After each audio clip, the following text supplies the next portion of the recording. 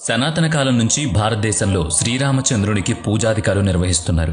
రామాలయం లేని ఊరు భారతదేశంలో ఉండదని ప్రతీతి. కృత, త్రేత, ద్వాపర, కలియుగాలు వరుసగా 4 యుగాలైనప్పుడు శ్రీరాముడు త్రేతాయుగానికి చెందినవాడని మనం చెప్పుకుంటూ ఉండగా, అంతకు పూర్వపు యుగంలోనూ శ్రీరాముణ్ణి దేవుడిగా ఎలా కొలిచారనేది సందేహం.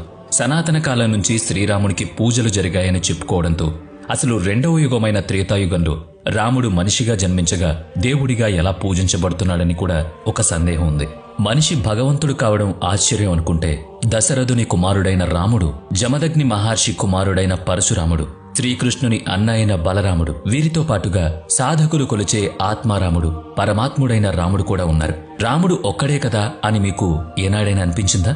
భక్త మీరాబాయి ఆరాధించిన శ్రీకృష్ణుడే ఆమెకు ఊపిరి అయినప్పుడు మీరా పదాలలో పయోజీమైనే రామరతన్ ధన్ పాయో అని గానం చేయడం ఆశ్చర్యంగా లేదు? రాముడు అనే వెలకట్టలేని ఐశ్వర్యాన్ని నేను పొందాను అని ఆ పదానికి అర్థం.